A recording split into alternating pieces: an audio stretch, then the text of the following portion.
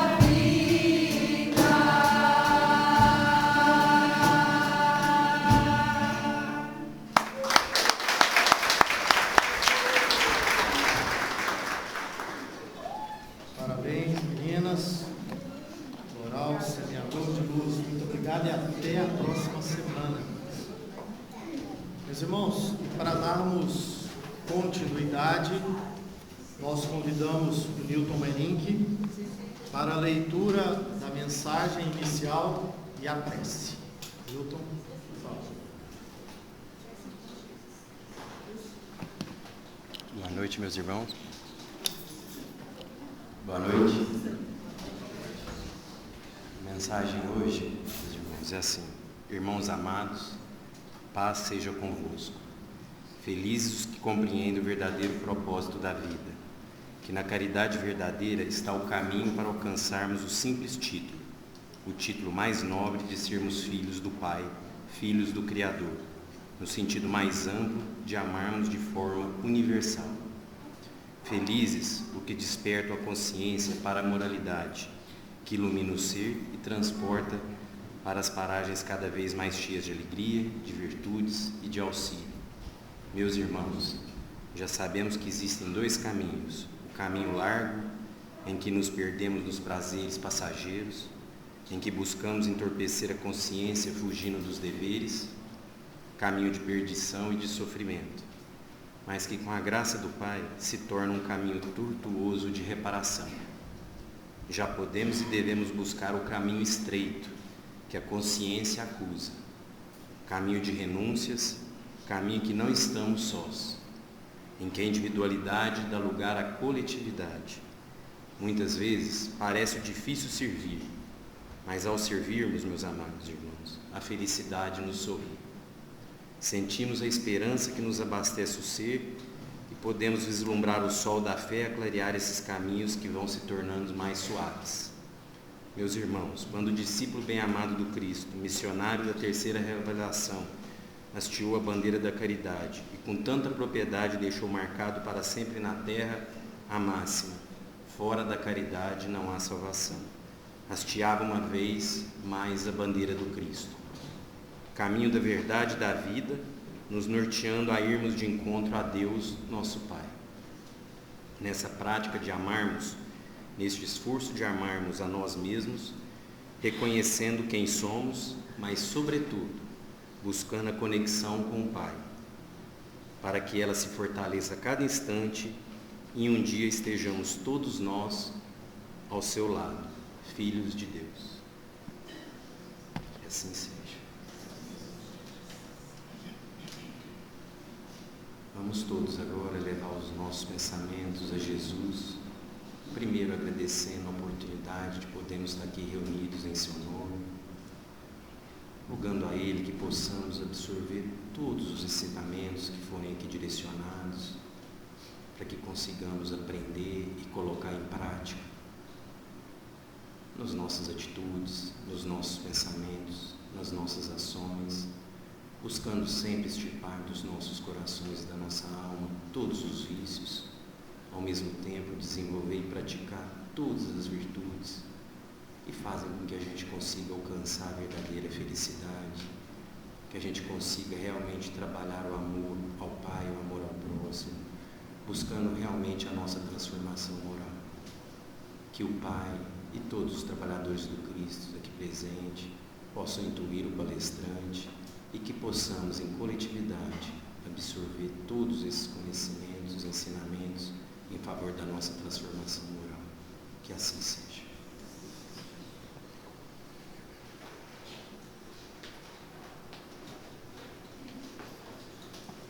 E dando continuidade a essa maravilhosa noite, de muita emoção, de muita alegria, hoje recebemos em nossa casa um grande amigo, um grande irmão, de longa data, né? Rondon Ikeda. Rondon, seja bem-vindo.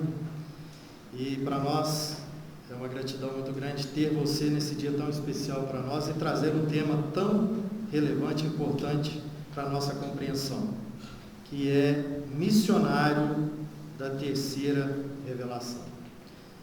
Seja bem-vindo, que Jesus te abençoe. O Rondon é do Centro Espírita Paulo Apóstolo, meus irmãos.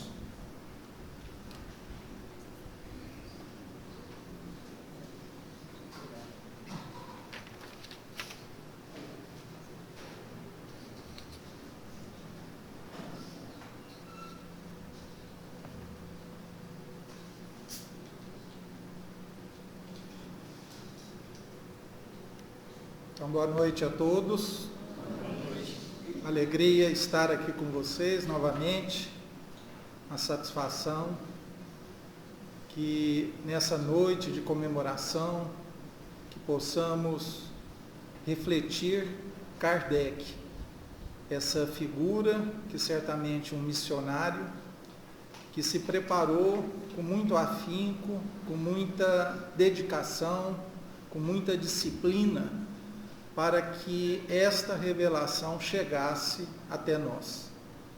E quando a gente fala de Kardec, a gente às vezes esquece o período pré-Kardec, né? Que na verdade Kardec é um pseudônimo adotado por Hippolyte Léon Denisard Rivaio, que nasceu, né, no dia de hoje, de 3 de outubro de 1804.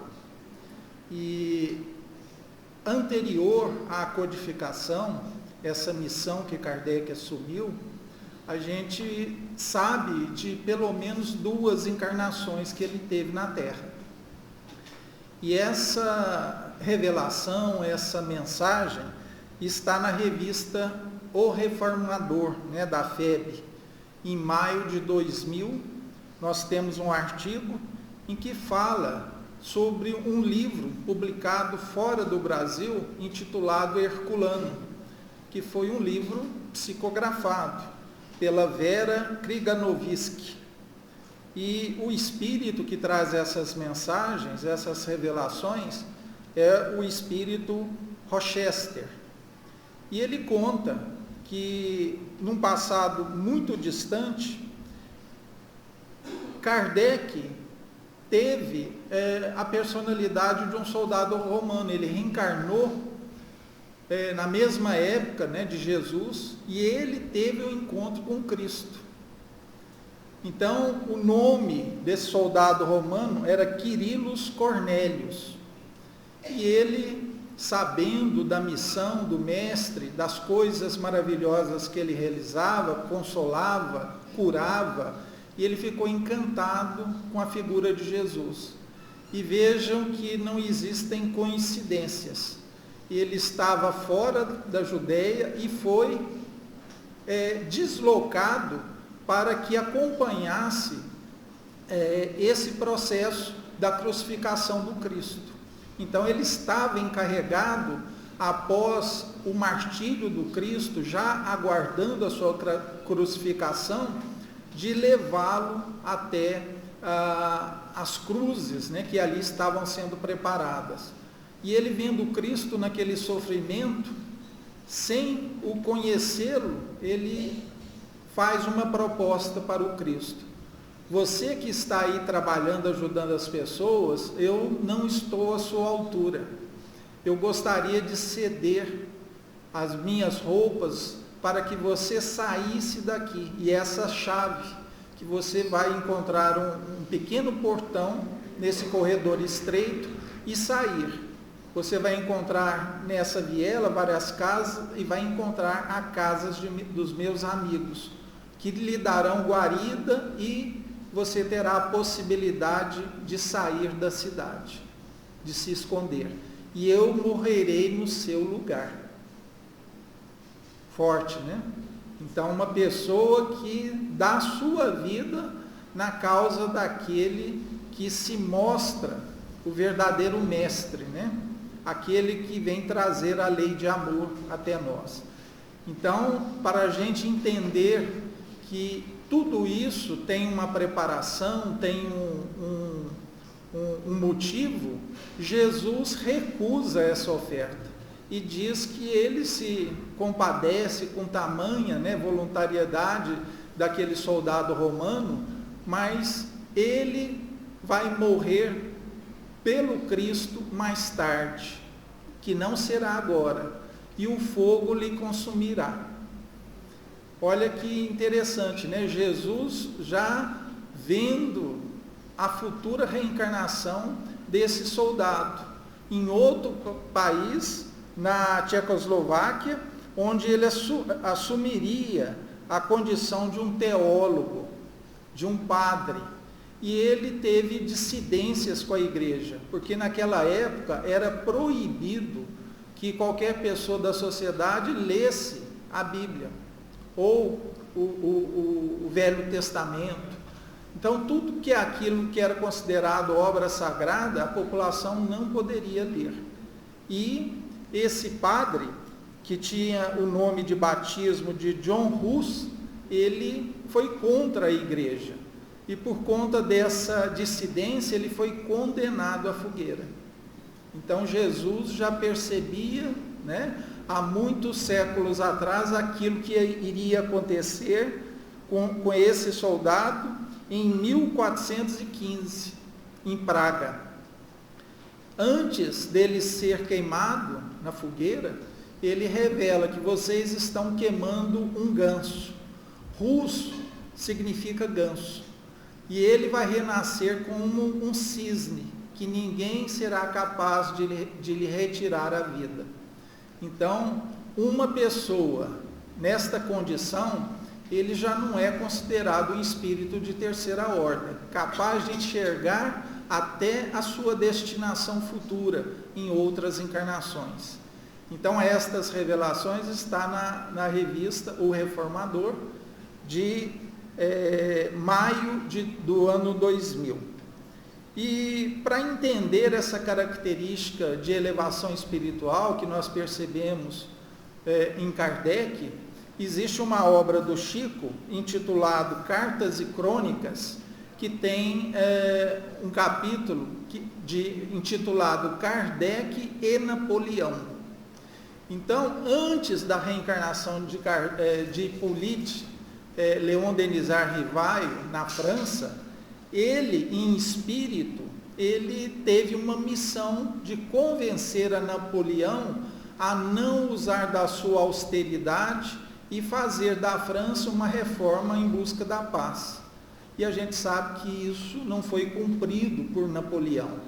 Mas na descrição desse momento que o irmão X nos revela, mostra a grandeza que Kardec já ostentava, o respeito dentre várias autoridades de filósofos, escritores, músicos, poetas de elevação moral e intelectual, que ali se reunia no mundo espiritual, com o objetivo de pacificar a Europa.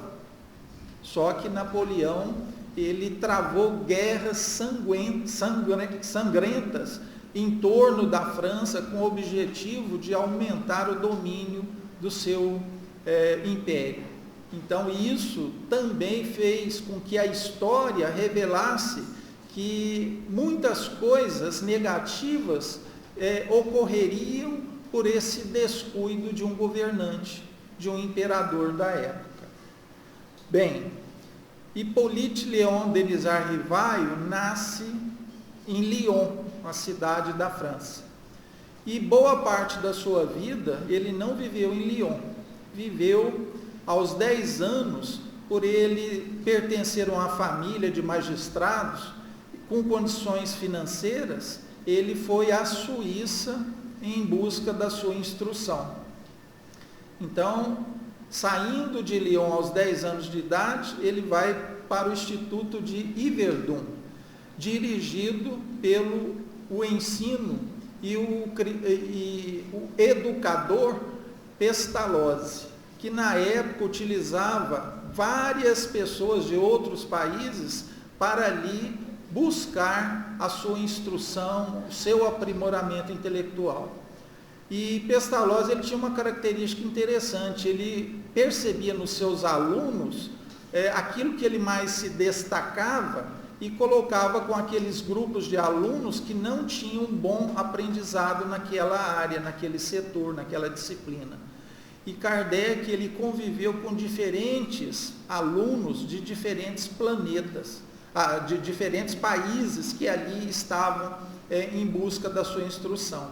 Então, isso para o preparo da missão da codificação foi muito importante.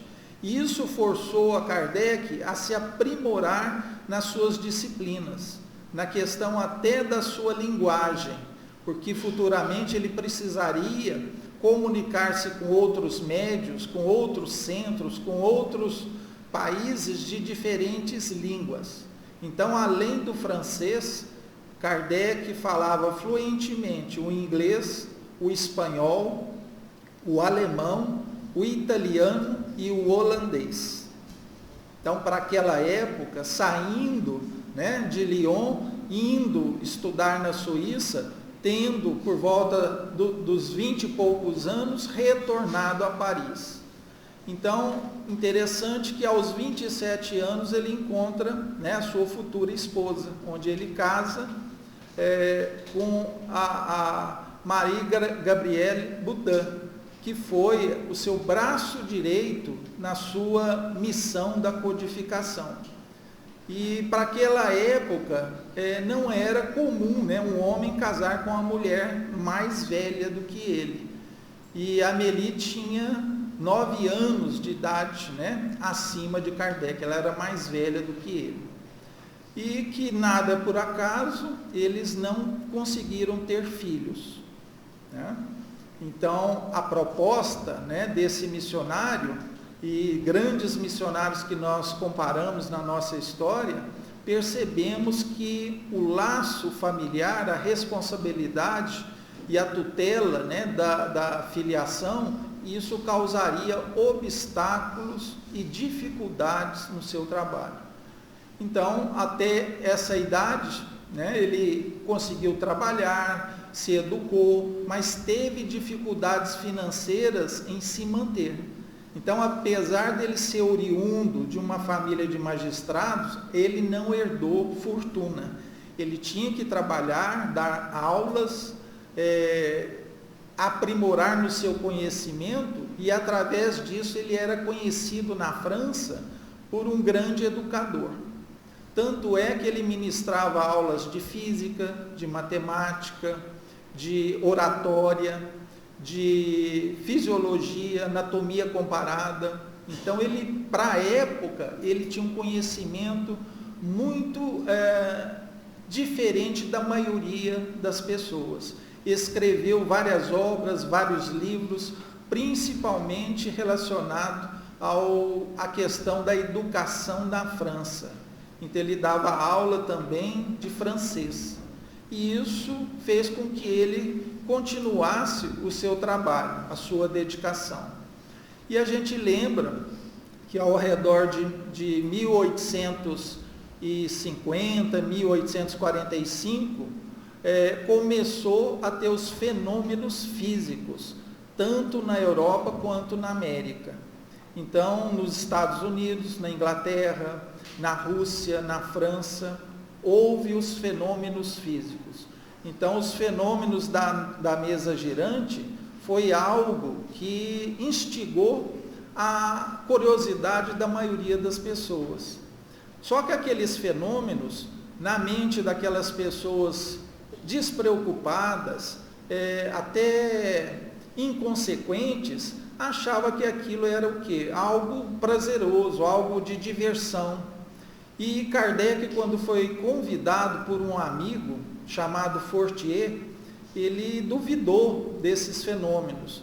Até ele cita aquela frase interessante que nós já conhecemos, que o dia que alguém provar que mesa tem nervos para sentir e cérebro para pensar, aí ele acreditaria nesses fenômenos. Mas com muita insistência, Kardec foi levado à casa de uma senhora chamada Pleymanson.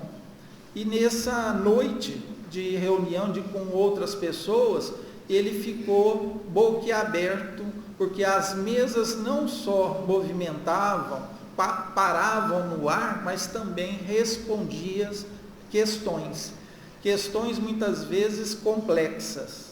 E isso fez com que Kardec redescobrisse aquilo que era considerado um ideal para ele, saber o sentido da vida, as origens, as explicações que as crenças religiosas daquela época não eram capazes de explicar. Então Kardec ficou entusiasmado. E prévio a esse contato, os seus amigos já anotavam questões e respostas que foram feitos durante essas sessões, né, de efeitos físicos. Então Kardec vê ali um corpo doutrinário, capaz, né, de modificar o conceito e o entendimento da humanidade. Então algumas pessoas que iam nessas reuniões de efeitos físicos, querendo saber se iriam casar, se iriam ter filhos, quantas pessoas da família ele ia constituir família, e isso era coisa considerada vulgar, sem sentido no entendimento de Hipólito Denizar Rivail. Então, ele passa a ter uma frequência maior nessas reuniões. E tinha uma família com 2 filhas, uma de 16, outra de 14 anos, que recebiam os espíritos, e Kardec as utilizava para os esclarecimentos que ele achava necessário. Então a família Boudin,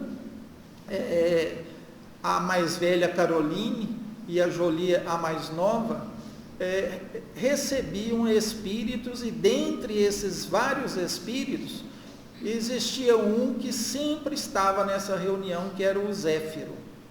Então esse espírito Zéfiro revela ao professor Rivaio que ele já conhecia em outra encarnação, na Gália.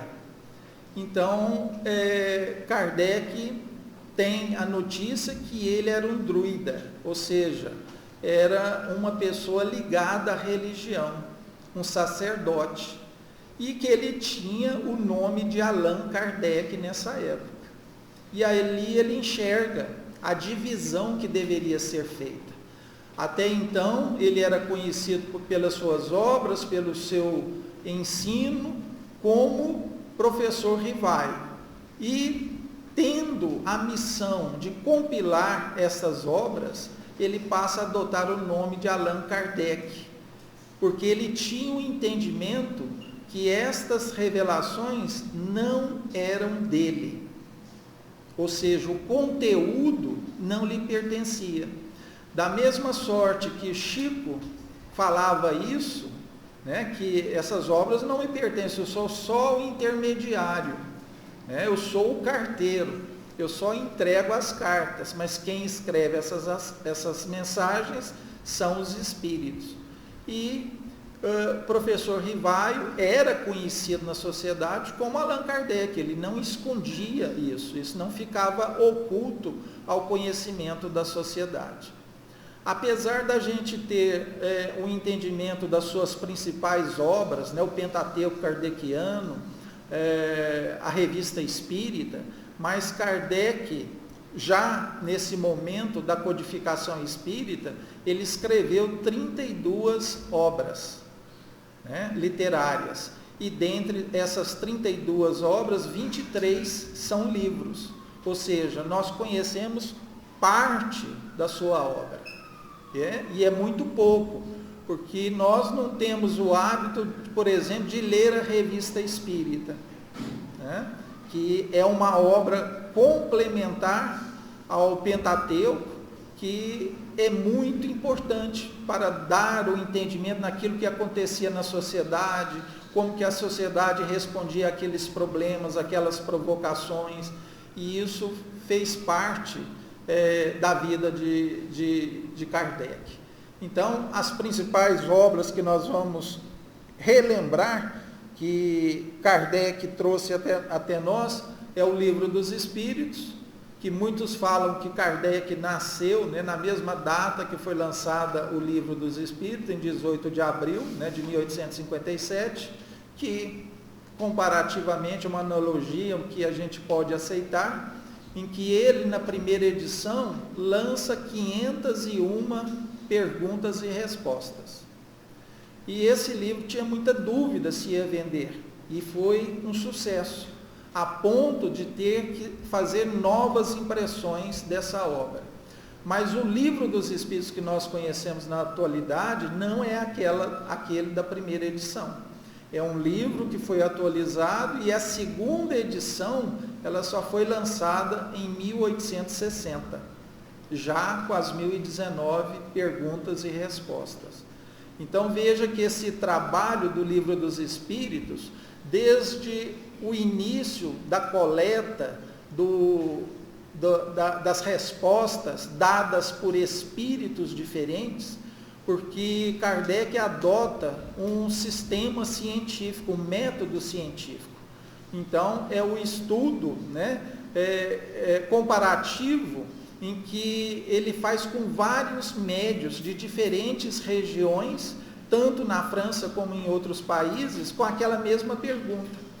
Então, dependendo da resposta, se ela era razoável, se ela era lógica, se ela não poderia ser desmentida, se era algo considerado forte e verdadeiro, ele aceitava. Então, se a gente pegar, por exemplo, a primeira questão, que é Deus, ele não fez essa pergunta só para um médium, né? Então, pelas respostas, ele fez a análise e relatou aquilo que a resposta trazia de conteúdo com a maioria dos espíritos que a respondia através de diferentes médiuns. Então, esse modelo é importante para a gente entender como que Kardec solucionava as dificuldades. Então, se aquela pergunta, ela trazia dúvida, ela não esclarecia completamente, algo vago ficava, ele desconsiderava. Então, ele tinha o cuidado e o critério desse ensino universal dos espíritos.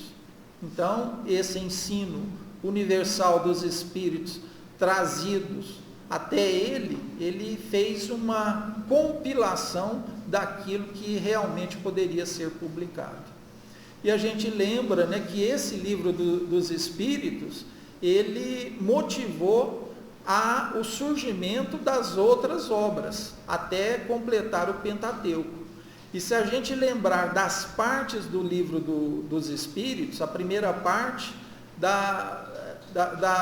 das leis naturais, a segunda parte do mundo dos espíritos, a terceira parte das leis morais, a quarta e última parte das esperanças e consolações. Cada parte dessa refletiu e incentivou a publicação de uma nova obra. Então, das causas naturais, a primeira parte gerou o livro A Gênese. Do mundo dos espíritos gerou o livro dos médios. Das leis morais, o Evangelho segundo o Espiritismo. E a última parte das esperanças e consolações, o céu e o inferno. Então veja que nesse trabalho missionário, que o grande pedagogo empreendeu a sua vida, os seus esforços, ele fez isso tudo encadeado, ou seja, a programação da espiritualidade sempre fazia parte dos movimentos que ele criou nessa codificação. É interessante lembrar que Kardec não era médium ostensivo. Se nós considerarmos a mediunidade intuitiva, né, essa sim, certamente Kardec a possuía, mas não era vidente, não tinha psicografia, não tinha psicofonia, não tinha audiência, mas a inspiração certamente nunca lhe faltou.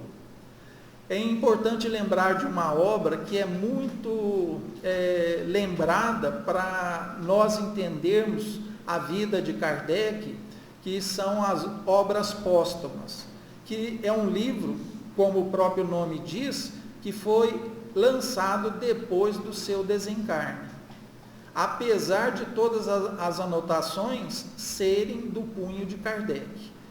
Apesar dele não ter lançado esse livro, ele tira um grande véu daquilo que acontecia e que ele não era capaz ou não entendia necessidade de publicar aquelas informações.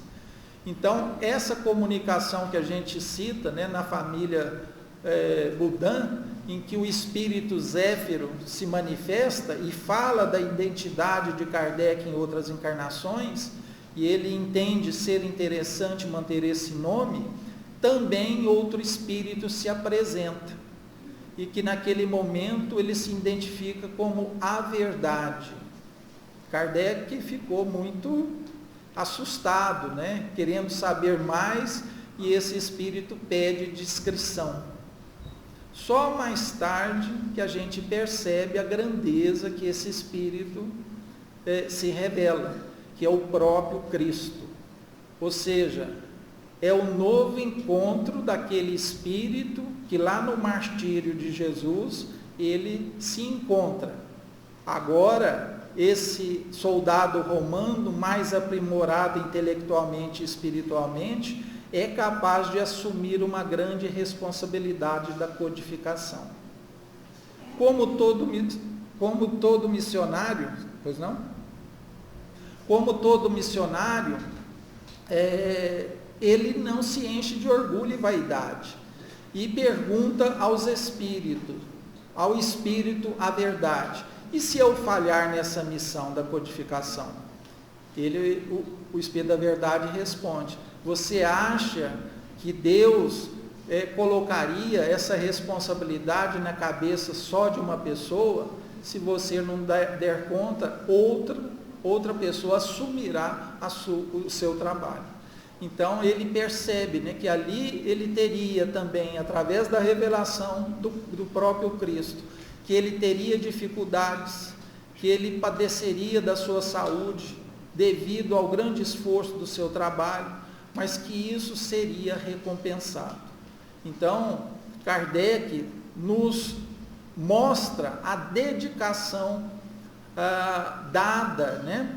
A verdadeira caridade daquela instrução que ele possuía e possui em compartilhar com as pessoas. Quando ele percebe que a sua obra já alcança vários horizontes na face da terra, aquilo para ele era um júbilo. Aquilo movia e dava forças para ele continuar. Mas, como tudo do corpo é perecível, ele tem um acidente vascular cerebral, um rompimento de aneurisma, né? Em 1869, no dia 31 de março de 1869. Então ele teve essa desencarnação, mas prevista pela espiritualidade. A outra obra que nós citamos, que é a Revista Espírita, ela começou logo após a publicação do Livro dos Espíritos. Então, esse trabalho mensal de reunir informações e publicar, isso foi até 1869, após a sua desencarnação. Porque ele havia notado muitas informações em que os seus amigos ali que o acompanhavam nessa tarefa complementaram a Revista Espírita. Então, é um trabalho árduo, né, realmente de um missionário. Se a gente olhar do ponto de vista da revelação, que foi em 1854 que ele teve o contato com as mesas girantes e veio a desencarnar em 1869, é pouco tempo demais para trazer à humanidade tanta informação. Então, hoje nós temos a facilidade da internet, né? Das reuniões virtuais. Kardec naquela época escrevia, né, na caneta, né, na mão, e era mandada essas mensagens à distância, demorava, né, e nós não tínhamos a facilidade da comunicação e da publicação que nós possuímos nos dias atuais. Então, sem internet, sem WhatsApp, sem videoconferência, ele conseguiu reunir tantas informações. No próprio Obras Póstumas, coloca também que Kardec deveria reencarnar em pouco tempo depois do seu desencarne, para completar a sua obra. não sabemos qual foi a entidade, né, que aqui se representou. Então, talvez no mundo espiritual, quando estivermos lá, nós possamos matar a nossa curiosidade, né? Mas fica várias perguntas, várias dúvidas, né? Mas fica para cada um, porque isso não é, vamos dizer assim, comprovado, isso não temos recebidos de pessoas que têm autoridade, né? E que satisfaça os princípios desse valor que é a verdade. Então, Kardec lança muitas indagações à sociedade. E Kardec provoca para que o homem raciocine, para que ele desenvolva em si a fé raciocinada, aquela que nós enfrentamos face a face a razão em qualquer época da humanidade, porque essa fé, diferente das outras, ela é robusta, ela é permanente, ela é resistente e dá àquele que a possui a condições de enfrentar melhor as suas dificuldades. Então, por todo o planeta, que o espiritismo, vamos colocar assim, primitivo, iniciou na França. Mas hoje nós sabemos que ele foi transferido, ou alguns chamam, foi transplantado para o Brasil. Então, através de revelações do próprio Chico, ele coloca que muitos daqueles que viveram na França à época de Kardec, que muitas vezes frequentou a Sociedade Parisiense de Estudos Espíritas, estão reencarnadas no Triângulo Mineiro. Talvez possamos ser um espírita, né, pela segunda vez, né? É o máximo que dá para ir. Pela primeira a gente está aqui, mas falar com absoluta certeza nós não temos isso.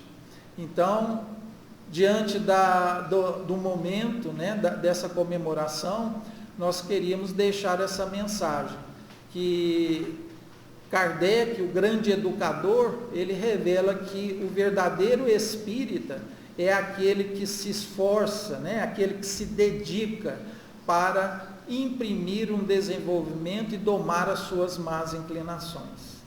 Então, todos nós temos imperfeições morais. E a terceira revelação, ela tem um princípio singular, diferente das duas primeiras. A primeira revelação trazida por Moisés, através de um efeito físico numa pedra, trazendo os 10 mandamentos. A segunda revelação, o próprio Cristo veio até nós ensinarmos a lei de amor. Mas, sabendo da dificuldade do ser humano, ele sabia que aquele evangelho iria ser mal compreendido ou deturpado. E ele promete, né, à humanidade que rogará ao Pai para que ele envie o Consolador prometido. E diante da família espiritual, ele escolhe aquele que reúne as melhores características para essa missão. E que, sem dúvida nenhuma, cumpriu com qualidade e com quantidade. Então, o nosso agradecimento a Kardec, que nós possamos refletir sobre a necessidade do estudo, porque se nós parássemos para pensar e víssemos dentro de uma casa espírita, qual que eu escolheria a função primordial para exercer dentro da casa espírita? Todas são importantes, mas a instrução, ela se destaca. Ela está acima das outras. Porque se nós não instruirmos, a nossa asa da evolução, ela fica com dificuldades para o nosso desenvolvimento, para a nossa educação. Aquilo que o Cristo asseverava, né? Amai-vos e instruí-vos, porque isso dá a condição ao espírito de evitar a repetição dos seus erros. Dá ao espírito que se esforça na instrução o conhecimento necessário para ponderar sanear as suas dúvidas, escolher os melhores caminhos. Se a gente percebe as dores, as aflições, os sofrimentos da humanidade, tem 100% de consequência na causa que escolhemos equivocadamente. Então, se hoje nós temos dificuldade de entender as nossas dores, certamente as escolhas do passado, dirigidas mais sem a instrução, fez com que nós caíssemos em dificuldade. Então, a instrução é uma verdadeira vacina contra a doença. Ela previne, ela é uma profilaxia por excelência. Aquele que se instrui, ele se diferencia por ter escolhas mais ponderadas, mais racionais, condizentes com a lei divina. Então, se nós afastamos da lei divina, nós sofremos. Se nós nos instruímos e percebemos que essa instrução também é uma associação e aceitação da lei divina e cumprimento dessa lei, nós sofremos menos. Então, tudo é escolha, tudo é decisão. Por isso que nós somos arquitetos dos nossos destinos. Então, que Jesus possa nos amparar, nos proteger, dar força, ânimo, coragem e agradecer a Kardec em nossas orações, pelo trabalho, pelo amor que ele deixou para nós. Que assim seja.